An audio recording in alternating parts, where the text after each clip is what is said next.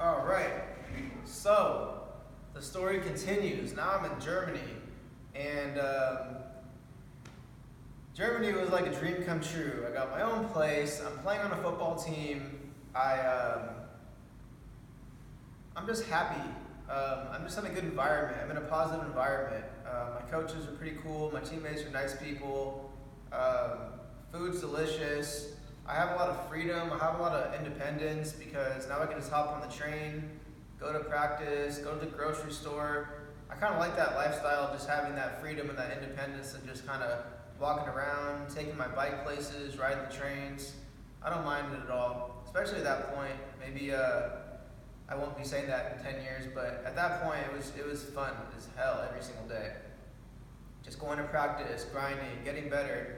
And I'm working on my craft. I'm working on everything that Mark has taught me out in Germany with route running. So I'm just working the drills. I'm trying to teach receivers there the drills, trying to teach people what I'm doing because the DBs are just confused.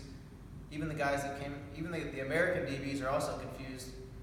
Real quick on the talent level out there, it was pretty low football for the most part.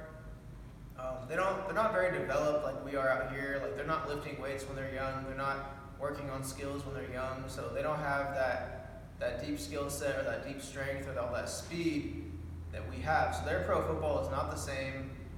Division I's better. I was playing in the Division II ranks, so it wasn't that great. So every game, I played at a high level in America, so I was doing really well. I was dominating.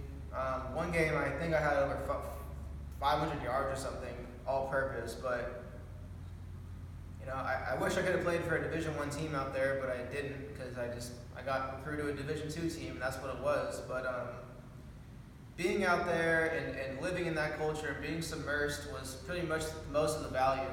And just continuing to stay in shape and work on my craft because I knew that I wanted to eventually come back and try out for an arena team or a CFL team or hopefully an NFL team the way I was thinking. So I'm thinking like whatever I'm doing, it doesn't matter what my competition is, I'm gonna prepare like I'm going against the best in the world. And that's what I did. So I went to the gym every day. I'm working on my skips, working on my receiver stuff, working on my body control, continuing to strengthen, continuing to innovate, continuing to try to reinvent myself as a player. And I'm training a couple guys on my team as well with me at the gym. So it was just a blast. And yeah, that was my life out there. Train, play football every week, travel to different parts of Germany, go play games. Had an ex-girlfriend that came and visited me. We went up to Amsterdam, we went to Italy, we went to Rome, we went to Venice. It was all these amazing things that I wouldn't have been able to do if I was probably playing in like the NFL or anything like that. So it was kind of a blessing in disguise in that sense. Not that I wouldn't have loved to play in the league, but just lucky that I even got to play at that level and just roam around Europe and just have a blast and go to the beach in Italy and eat gelato and just kind of live like a king for a little bit. Kind of unrealistic lifestyle for the time being. I knew it wasn't sustainable, so that was that. And luckily, I stayed very healthy. I was ice bathing all the time. I was doing all my workouts. I was doing my rollouts. I was doing my thing. I wish I would have known what I'm doing now as a trainer, what I was doing if I was in Germany, because I probably would have been even better. But I was doing the best I could at the time with the knowledge I had. That's all you can do. So I ended up doing a lot of thinking in Germany. I found myself like thinking about like what's going on in Pleasant Hill, what's going on in the Bay Area and with the community I'm from and how's that going for the athletes out there and caught myself thinking like what are these athletes doing, and who's training them and what's going on with the football program and things like that while I'm in Germany. So I'm living the dream, I'm playing football, scoring touchdowns, but I'm still thinking about my community and what's going on, because I have no idea. I hear people's text messages and stuff, but that's it.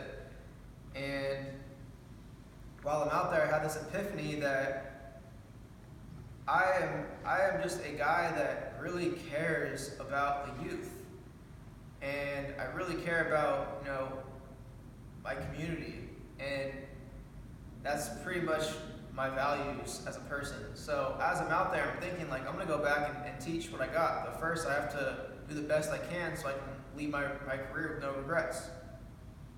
So I'm also out there and I'm also thinking I don't want to play in Europe forever because I'm seeing a lot of guys just stay in Europe for like 10, 15 years with these long careers, and they don't really progress as an athlete. They just kind of like keep playing these seasons over and over again, and they're dominating because like they're college football players in America and they're like superstars out there, but in all reality, like they're very average players.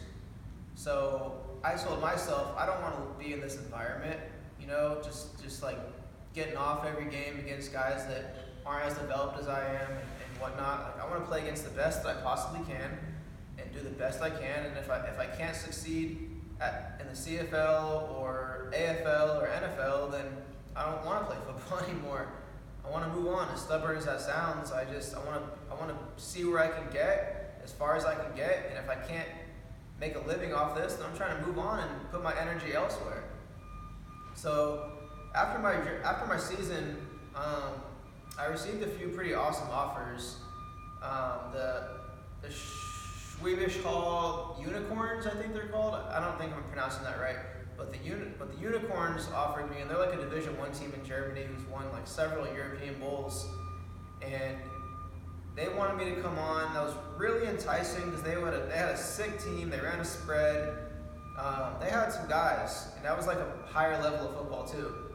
But I was kind of over it. I just wanted to come back home and train and get back to it, try to make an arena team and try to go for that and move on if I couldn't do that. And that was how I was feeling. So after my season, I came back.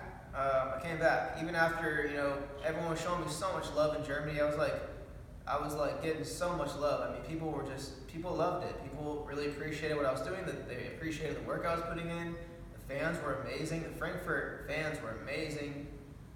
The program cared. The owners of the team really cared. My teammates were great. Just wasn't for me. I had to move on because I'm just so competitive that I'm trying to be my best. And I couldn't be my best out there because I wasn't surrounded by guys that wanted to be like great. They were guys that wanted to have fun. Nothing wrong with that, but that's not fun to me. Just being average. So came home, continued to train, continued to do my craft. I reconnected with Marcus. Marcus told me, get an agent. He said, contact agents. I said, okay. So he said to contact as many agents as I could. Right? So I'm like, man, he's right. You got to grind. So I contacted like 50 agents. I emailed all of them. Found some list somewhere. A lot of them were no longer email addresses, but one agent got back to me out of all those guys and said, I like your game. I want to represent you. And it was like one of the best feelings ever to have an agent say, I like your game and I want to represent you. So now I have an agent, he's reaching out to all these teams, and he's trying to get me on at one of these teams because he believes in me. He thinks he can really get me a CFL deal one day. And he gets me a training camp with a PIFL team in Georgia called the Columbus Lions. So he says, you're going to go to this training camp in 6 months, and you're on the team. They like you, they love you. I talked to the coach, it's crazy love. I'm like, awesome. That's crazy. I'm about to go play arena. Like, I'm about to go pretty much do what I said I wanted to do, and made that sacrifice and made that jump back to the States so I could try to make a team, and that happened. It's wild. So now I'm at home and I get a job as a substitute teacher for the Mount Diablo School District, and every day I substitute teach, and I go to the gym and I train with Dennis Havrilla.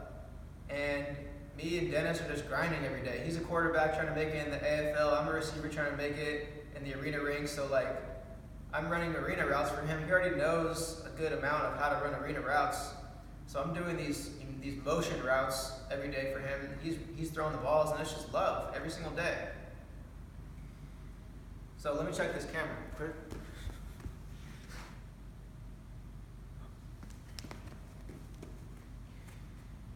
And I'm subbing every day at these random high schools. That's pretty fun because now I'm thinking like, man, I could be a teacher one day. I like this teacher life. Being a teacher is great. Shout out to the teachers out there that are making a difference. And I had a tough time doing that because my dad also was in really bad health, and I had to pretty much like rehab his knee while I'm doing all this. So I'm like rehabbing my dad's knee, and I'm training, and I'm also being a substitute teacher, and it's really, really tough on me, and it's like emotionally very tough.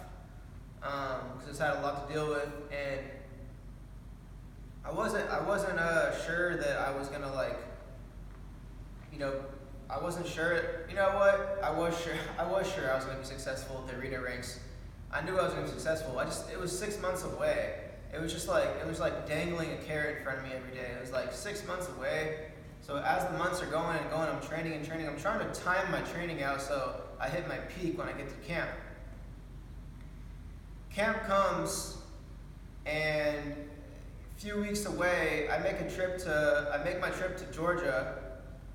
I get there, and they tell us as soon as we get there that we have a 2-day workout. So I trained my ass off for 6 months, and I come and they say you have a 2-day workout. My agent told me I was on the squad. And now I'm in a room full of 40 receivers, and there's really only like 4 spots available because they already have veterans that are pretty much cemented in the program. And now I'm thinking, okay, I'm prepared, but this is going to be tough. So I remember walking into training camp and walking into the first team meeting, and everyone just looks at me because, later in the camp, guys thought that I was like the athletic trainer, like the water boy. I was the only short receiver. All the guys were like 6 foot and above. All these guys were like from the South. I was the only guy from California, not just the West Coast, but like I was the only guy from the West Coast. All these guys are from the South. Florida, Georgia, whatnot, and they're like pretty dope athletes. Like, so they thought I was pretty trash coming in, but I was super confident. I knew that these guys had no idea what was about to come at them because my training was on point, my body felt great. I was doing Pilates. I was working out on my own. I was doing the weights. I was doing body control stuff. I was like doing everything I thought I had to do. I was so prepared. Eating great. And first day of camp, and I come out, and I just had one of the best days I can remember. Just absolutely untouchable on one-on-ones. People were just really, really, really taken away and had a lot of respect for me after that day one because my routes were different, my speed was different, everything, my quickness, my releases. Everyone was just kind of like, man, like this guy's kind of a real receiver, kind of like a Wes Welker type dude. So after day one, they started calling me Wes right off the bat. Day 2 happens, same exact thing. I don't think I lost a rep. Like all of training camp, I probably didn't lose a rep. That's no joke. Like because I knew I had to be perfect. Because I already been to a few CFL and IFL camps and CFL workouts and whatnot. And I knew I had to be perfect. Because leading up to this camp, I already been to a CFL mini camp in Florida at IMG Academy. I already tried out for an IFL team in South Dakota. I already tried out for another CFL team in Texas. And I was very ready to be perfect because I wasn't perfect at any of those camps. And at my height, how small I am, you have to be perfect at 5'8". You pretty much have to be perfect with your routes and with your catching ability, and everything has to be really good for them to pick you, because they'll take a 6'3", 6'1" guy over you who's not that consistent. But you know what? He's 6'3". So 5'8" guy, you better be perfectly consistent at these pro workouts. So I destroyed it. I remember there was a guy from Clemson even who I ran a corner post on, very under control, coming out of my corner, boom, snapped it off the post, and he fell. And he got cut that night. So a week into camp, I'm still not cut. Guys are getting cut every day. Guys are getting called into the office every day. We don't see them. All of a sudden I have a friend, all of a sudden I don't have a friend. He's gone. All of a sudden there's a new guy in my hotel room. Guys are getting shifted in and out of the hotel rooms every day. Just guys getting cut, guys getting brought in. They're trying to find out the roster every single day, and it's wild. But I'm staying. Because I'm staying consistent every day with my routes and with my hands. It's love. So about a week away from the season, they bring me into the office and they said, Daniel, we have to release you. And I said, there's no way. There's just no way. I did everything I possibly could. I caught every ball. I ran every route. I was clean. Everything was crisp. I didn't fall. I didn't slip. I didn't pull a hamstring like these guys did. You know, I was in shape. There's no way you can really release me. And you guys, and then I even said to the head coach, I said, you guys said in the first team meeting you wanted to win a championship. Well, I'm a championship player. So I think that's a bad idea. And he just didn't know what to say. This guy didn't know what to say. He was absolutely speechless. And at that moment he said, okay, Daniel, let me talk to my assistants, and I want you to sit in the lobby, and then you come back in a second. So I go back to the lobby. I'm waiting for like 5 minutes. And I come back into the coach's office, and he said, we're going to keep you. And it was just crazy feeling when you fight so hard for something like that, and you see how it pays off, and you see that people actually really respect passion, and they respect that desire, and you know, it's an amazing feeling. So he said, we're going to keep you and see what happens, and we're going to go into the season with you and see what happens. So I'm going to leave the video there. Next time we'll talk about my season and what happened there. And I hope you guys can stay tuned in. I'm going to keep making these videos because I promise they're going to lead to more cool content about my gym, about the athletes at the gym, what I'm currently doing, what my plan is, what my training is all about, what I'm trying to do, what my intention is, and you know, why this gym is special and why my training is different, and why this is going to be something that I think could really change the Bay Area, really change the East Bay, really change the way athletes are developed, and just kind of broaden our perspective and really raise our game and really raise the standard of training and living and how we think and how we love and how we really teach our young ones.